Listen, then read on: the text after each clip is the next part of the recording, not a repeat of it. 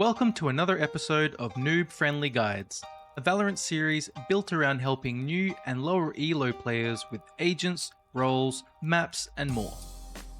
This week, I came across a few messages from people that are new to the game and were wondering, which agent should I play first? I've actually been through this conversation with a few friends and have always recommended the same things. And these things have worked out well for them all, as it has given them not only the skills to start the game, but to start the game properly and give them a wider understanding and a better base in which to grow. And so I'm going to give you the 5 agents that I would pick if I were to be starting Valorant all over again for the first time, as well as a few tips for each of them. So let's get to it. Number 1. Sage. This is the agent that I first started on, and if given the chance, would choose to start my Valorant career on all over again, and for a number of reasons. Sage is a sentinel and an agent you'll see being played in Iron all the way through to Radiant lobbies due to the fact that not only can she heal teammates and herself, she's the only agent that can res or revive a dead agent, KO's ulti notwithstanding. Sage is my ultimate go-to for those new to the game because she gives you the flexibility to be able to learn the mechanics of the game while still contributing to your team via her simple util such as walls, slow orbs, and of course healing teammates. Another big reason I recommend Sage is because as you're learning the game, you can get lost in trying to learn your agent's util more than the maps and how people tend to actually play the game. This can distract you, leading you to getting shot from angles that you're not expecting. What is good about Sage is that she can heal herself, which only a few agents can do. And so whilst you run around trying to figure things out, you don't have to be too afraid of getting shot, as you can always simply heal yourself. As you build confidence, you'll understand where people tend to play, how they play, and will rely on healing yourself less and begin to heal your teammates more. One huge tip for Sage that actually took me a while to learn and is the bane of many a support agent: don't go too far out of your way to help somebody on your team if it means you're putting yourself in jeopardy. Now this might sound counterproductive to a support role, but hear me out. When you're supporting your team, you can get lost in being what's called a pocket Sage. What this means is that you basically just follow your teammates around, walling and slowing for them, ready to heal anyone at a moment's notice. This is generally fine if you're in close proximity to someone. However, the trap here is that you get used to this being your only role, and what happens then is that you put yourself in dangerous positions you don't need to be in order to heal a teammate, for example. When you do this, not only will they be at risk due to being low health, but you're also putting yourself at risk. If you die trying to heal a teammate, the odds are they will die too, and now your team is down 2 people instead of 1. So heal when you can, make an effort to support, but don't put yourself in an unnecessary amount of danger to do so, or you'll find yourself getting triggered by your role. Basically, learn when to support and when to be selfish, because healing someone a few seconds later when you know you're safe is a much better strategy than trying to rush to somebody's aid only to die. Number 2. Killjoy. Now while I'm known for promoting and loving Cypher, I would be lying if I were to say that he is easier to learn than Killjoy. That isn't to say that he's necessarily better, only a little more complex for a marginal gain, and only in certain circumstances.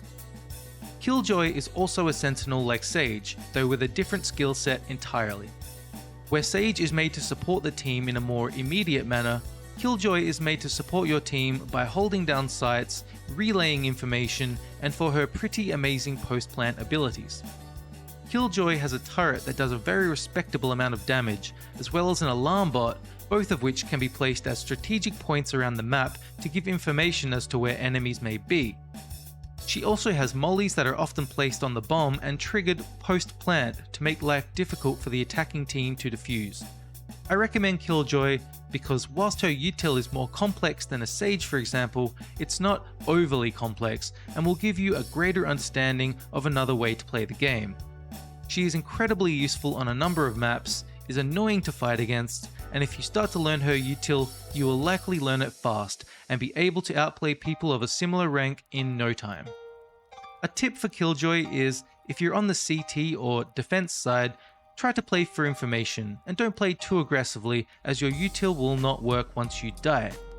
On T or attack side, try to stay back, Let your teammates enter and clear the sites, and stay alive, as your alarm bot and mollies in post-plant situations can be the difference between winning and losing a round.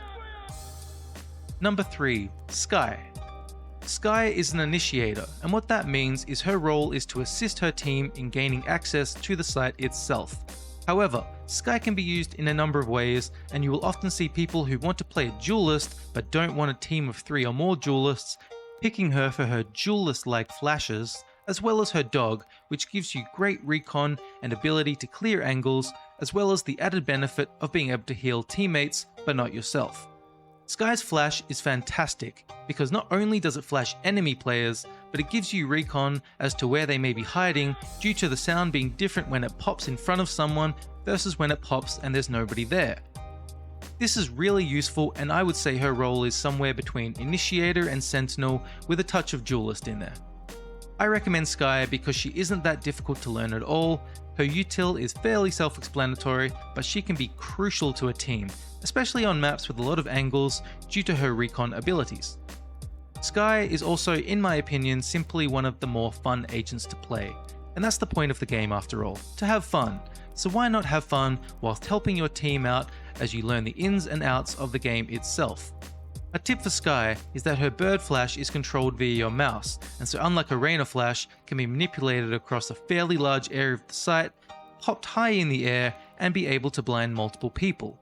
Also, her dog does around 30 damage and concusses people, so a good 1-2 punch is to use the dog to clear a few angles, and if you see someone, jump at them by clicking, concuss them, then flash where they are as they won't be able to run away, and then simply walk up and get a free kill so long as your other angles are still clear. Number 4. Viper.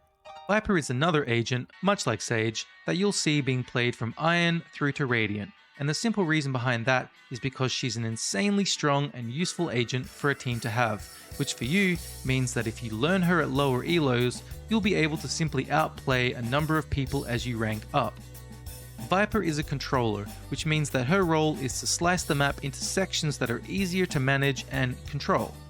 For example, her wall is used to delay or stop an enemy pushing a site altogether, as they have no idea who is on the site itself, and taking the risk of running straight through the wall could mean the immediate loss of a round.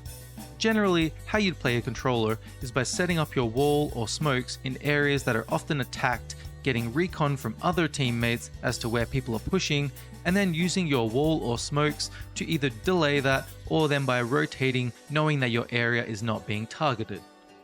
Viper is not only a useful agent on the CT or defensive side, but she's also insanely good at blocking off enemies on attack, giving your duelist a better chance at entering and controlling a site while you either follow them in or support watching flanks. A tip for Viper is similar to Killjoy.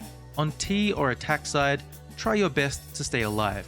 Put your poison cloud on the bomb itself and play off a little, as the ability to smoke and use your snakebite mollies is enough to kill anyone and win you a round on post plant. This same combination can be used on the entry points of a site if you know there are multiple people trying to rush you on defense, as the poison cloud will not only make it risky for them to push, but the combination with a snakebite is enough to do some serious damage to anybody who actually does choose to push through. Number 5. Last but certainly not least is Reyna.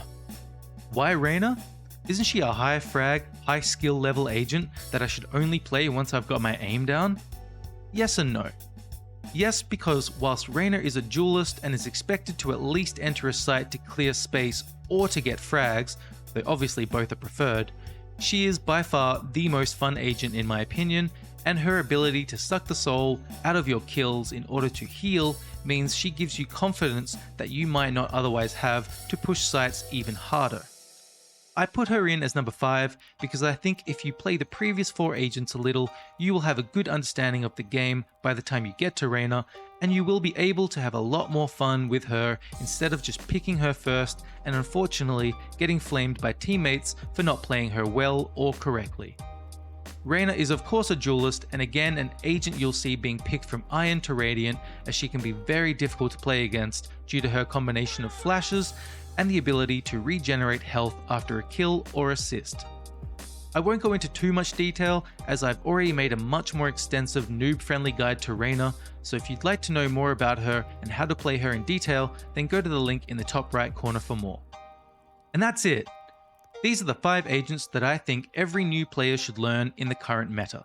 None of them are overly difficult to learn, though they are all incredibly useful to a team, which will give you confidence as you play and learn the game. A quick note to end.